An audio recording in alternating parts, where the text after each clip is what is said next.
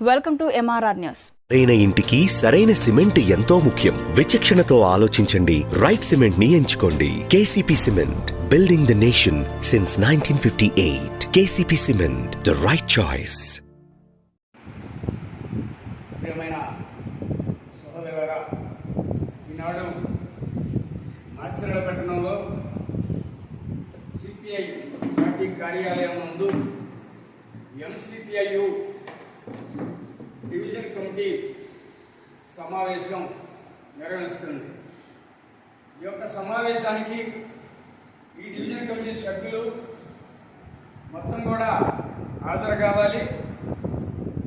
ఈ యొక్క జరుగుతున్న పరిణామాలు, పరిస్థితులు ఎలా మనం అతిక్రమించాలి, అదేవిధంగా పార్టీని ఎలా బలోపేతం చేసుకోవాలి, గ్రామాలలోకి వెళ్ళి ప్రజల పక్షాన్ని నిలబడి ప్రజలకి సమస్యలు పరిష్కారం చేసే విధంగా కార్యకర్తలను తయారు చేసుకోవడంలో మా కేంద్ర కమిటీ సభ్యులు ఉమ్మడి గుంటూరు జిల్లా ఇన్ఛార్జి కామ్రేడ్ తుమ్మాడి శివయ్య గారు ఈ యొక్క సమావేశానికి ముఖ్య అతిథిగా హాజరయ్యాడు. ఈనాడు కేంద్ర ప్రభుత్వం తీసుకున్న పాలసీకి వ్యతిరేకంగా అన్ని వామపక్షాలు రోడ్ల మీదకి వచ్చి గోల్ చేస్తున్నాయి. ఎందుకంటే కేంద్ర ప్రభుత్వం నరేంద్ర మోడీ గారు రాష్ట్రంలో ముఖ్యమంత్రి నారా చంద్రబాబు నాయుడు గారిని, కేంద్రంలో నరేంద్ర మోడీ గారు రాష్ట్రాలను చెప్పు చేతుల్లో పెట్టుకొని రాష్ట్రం ప్రశ్నించకుండా, రాష్ట్రాన్ని అడిగే విధంగా నోరు మెదపకుండా గుప్పెట్లో పెట్టుకొని కేంద్రం చేతిలో ఆటబొమ్మలాగా ఆడిస్తున్న నరేంద్ర మోడీ మీద ఈ యొక్క దేశవ్యాప్తంగా జరుగుతున్న ప్రజా వ్యతిరేక విధానాలు కంటిన్యూగా కొనసాగుతూ పోతున్నాయి.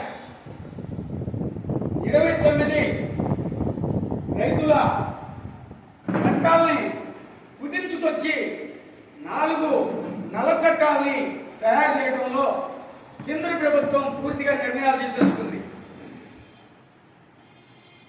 అదేవిధంగా రైతాంగాన్ని ఒక పక్కన దివాలు తీస్తున్నారు. ఎప్పటి నుండో శాసనాలు చేసిన చట్టాలని ఈయన ఇష్టానుసారంగా కుదించుకొస్తూ పని విధాన గంటల్ని పెంపుదల చేస్తూ, అదేవిధంగా కార్మిక హక్కుల్ని కాలరాస్తూ కార్మికులు పొట్టలు కొట్టే విధంగా కేంద్ర ప్రభుత్వం పవర్ పెడుతుంది. రాష్ట్రంలో ఉన్న కూటమి ప్రభుత్వం ఏం ప్రశ్నించదు దాని మీద. ఎందుకంటే టైఅప్ అయింది కాబట్టి జనసేన, టీడీపీ, బీజేపీ టైఅప్ అయిన పార్టీలు కాబట్టి జనసేన నాయకులు కానీ టీడీపీ నాయకులు కానీ ప్రశ్నించడం కానీ మాట్లాడటం కానీ లేదు. ప్రతిపక్షంలో ఉన్న జగన్ కూడా మాట్లాడలేకపోతున్నాడు. ఎందుకు మాట్లాడలేకపోతున్నాడంటే కేంద్రం మీద వ్యతిరేకత రాకుండా ఉండటం కోసం జనాలు ఏమైతే మనకెందుకు, జన సమస్యలు ఎటుపోతే మనకెందుకు, మనమైతే కేంద్రానికి అనుకూలంగా కేంద్రానికి లోబడి పని చేసుకుంటే కేంద్రం మనల్ని ఇంకొకసారి కన్నా దగ్గరకు చేస్తుందేమో, కేంద్రం మనల్ని ఆదరిస్తుందేమో, నరేంద్ర మోడీ గారి ఆశీస్సులు మన పైన ఉంటాయేమో అనే ఒక ఆలోచనతో ప్రశ్నించాల్సిన ప్రతిపక్ష నాయకుడు కూడా కేంద్రానికి భజన చేసే విధంగా ప్రవర్తిస్తున్నారు. ఇవాళ పాలకవర్గ పార్టీలకు ఒకటే చెబుతున్నాం, ప్రజల వైపు నుంచి మేము ప్రశ్నిస్తున్నాం, అడుగుతున్నాం.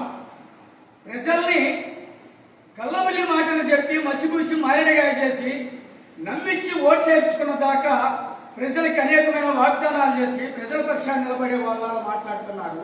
అధికారంలోకి వచ్చిన తర్వాత మాత్రం ప్రజల్ని కాళ్ళ కింద చెప్పున పెట్టి పెడుతూ మీ ఇష్టం వచ్చినట్టు మీరు అనుసరించకుండా పోతున్నారు. కాబట్టి ప్రతిపక్ష నాయకుడు కూడా ప్రజల సమస్యల మీద అసెంబ్లీలో చర్చించాలి, అసెంబ్లీలో మాట్లాడాల్సింది పోనిచ్చి ఆయన అసెంబ్లీకి పోవడమే మానుకున్నాడు. ఇప్పుడు మళ్ళీ రోడ్డు షోలు అంటాడు, ప్రజలు నా వైపున ఉన్నారంటారు, ప్రజలు నాకు బ్రహ్మరథం పడతారంటారు. ఎంత ఉడుగు పడతారు మీకు బ్రహ్మరథం? ఒకసారి చూశారు.